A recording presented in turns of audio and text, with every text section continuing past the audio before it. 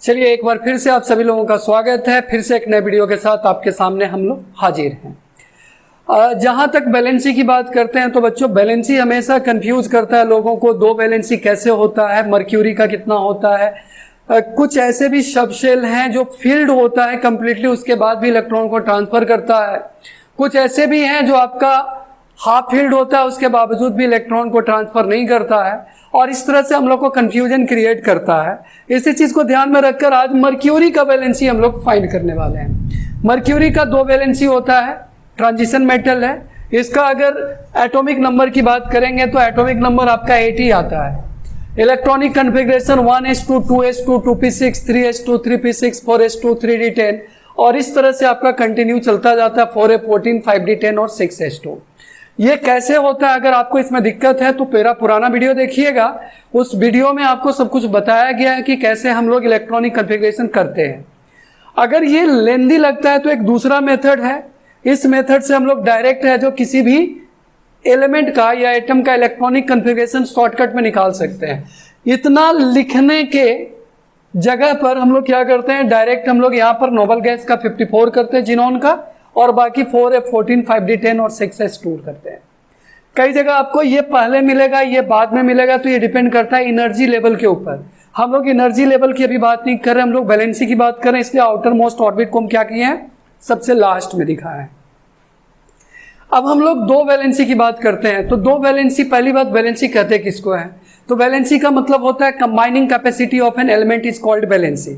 मतलब जब कोई एटम अपना इलेक्ट्रॉन जो देता है या लेता है, वो उस एटम का या एलिमेंट का वैलेंसी कहलाता है। मेटल की बात करें, जहां तक मेटल होता है वो हमेशा अपना इलेक्ट्रॉन ट्रांसफर करता है, और नॉन मेटल हमेशा क्या करता है, इलेक्ट्रॉन गेन करता है।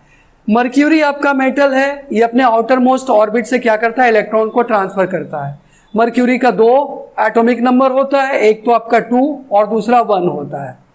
तो इलेक्ट्रॉन ट्रांसफर जो करता है हमेशा आउटर मोस्ट ऑर्बिट से ही करता है। तो कैसे करता है इसको हम लोग देखते हैं। तो देखिए, किसी भी एलिमेंट की बात करते हैं तो हमेशा स्टेबिलिटी वो फाइंड करना चाहता है। स्टेबिलिटी कब होगा, जब एक्स्ट्रा इलेक्ट्रॉन को क्या कर देगा, ट्रांसफर कर देगा। ये लास्ट ऑर्बिट का जो इलेक्ट्रॉन है, ये इसको क्या करेगा, वो ट्रांसफर करेगा। तो ट्रांसफर करेगा, उस केस में आपका क्या हो जाएगा, जितना इलेक्ट्रॉन ट्रांसफर करेगा वो उसका वैलेंसी बन जाएगा। जहां तक एस सबशेल की बात करते हैं तो एस सबशेल में आपका 2 इलेक्ट्रॉन का अरेंजमेंट होता है। पी की बात करें तो पी में आपका 6 इलेक्ट्रॉन का अरेंजमेंट होता है। डी की बात करें तो इसमें आपका 10 इलेक्ट्रॉन का अरेंजमेंट होता है। सब में आपका 2-2 इलेक्ट्रॉन। उसी तरह से एफ की बात करें तो इसमें आपका 7 बॉक्सेस में 2-2 इलेक्ट्रॉन करके टोटल 14 इलेक्ट्रॉन का अरेंजमेंट होता है। अगर ये आपका सबशेल अगर भरा हुआ है तो इस केस में एलिमेंट जो होता है वो आपका स्टेबल होता है, और अगर खाली रहता है तो उस केस में आपका क्या होता है, अनस्टेबल होता है। अगर हम इस केस में देखें तो इस केस में आपका लास्ट में आपका 2 इलेक्ट्रॉन है। इसका मतलब है कि ये सबशेल भरा हुआ है, सबशेल अपने आप में कंप्लीट है, पर फिर भी ये कंबाइन करता है किस चीज के लिए, कंपाउंड फॉर्म करने के लिए। ये अपने इलेक्ट्रॉन को क्या करता है, ट्रांसफर करता है, और इस ऑर्बिट को क्या कर देता है, खत्म कर देता है ट्रांसफर करने के बाद। अगर हम लोग देखें तो यहाँ 2 केस होता है। एक तो अगर ये फुल फील्ड है तो आपका स्टेबल है, पी, डी और एफ, या फिर अगर हाफ फील्ड है तो उस केस में भी ये क्या होता है, स्टेबल होता है। तो इसका 2 चीज होता है, या तो फुल फील्ड रहे और नहीं तो हाफ फील्ड रहे। दोनों ही केस में ये स्टेबिलिटी को फाइंड करता है। तो यहां पर बात करें तो ये लास्ट में कितना इलेक्ट्रॉन है, दैट इज 2।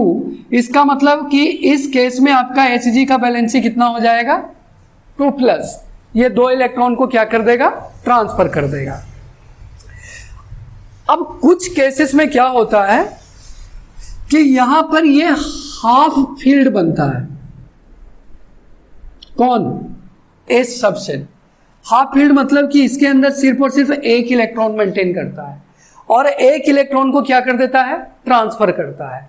इस केस में ये स्टेबिलिटी तो गेन करता ही है, इसके साथ साथ वैलेंसी को भी क्या कर देता है, चेंज कर देता है। तो अगर 2 का 2 इलेक्ट्रॉन ट्रांसफर कर दिया और s या 6th ऑर्बिट को अगर ये खत्म कर दिया तो उस केस में आपका वैलेंसी 2 होता है।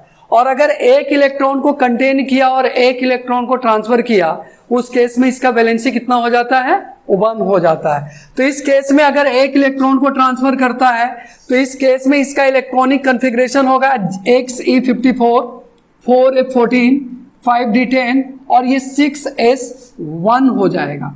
ये 6s2 की जगह क्या हो जाएगा, 6s1 हो जाएगा। अगर 6s1 होता है तो Hg का वैलेंसी क्या होता है, 1 होता है। और अगर ये 2 रहता है और दोनों के दोनों ट्रांसफर करता है, उस केस में Hg का वैलेंसी कितना होता है, 1 प्लस होता है। कुछ बच्चे ऐसे होते हैं जो ये सोचते हैं कि जब ऑटोमेटिकली ये फुलफिल्ड है तो फिर भी ये ट्रांसफर क्यों करेगा। तो इसलिए ट्रांसफर करता है क्योंकि आपका लास्ट ऑर्बिट है। ये लास्ट ऑर्बिट को अगर ये हटाना चाहे या किसी कारण से हटता है तो ये लास्ट ऑर्बिट, क्योंकि सिर्फ और सिर्फ 2 इलेक्ट्रॉन है, 2 इलेक्ट्रॉन को हटाने में एनर्जी का लॉस बहुत कम होता है, इसलिए क्या करता है, अपना 2 इलेक्ट्रॉन को ट्रांसफर कर देता है।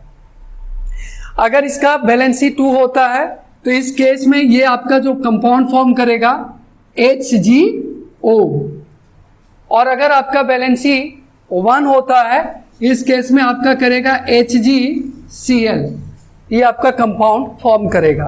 इसमें आपका वैलेंसी 1, 2 और इसमें वैलेंसी 1 हो गया।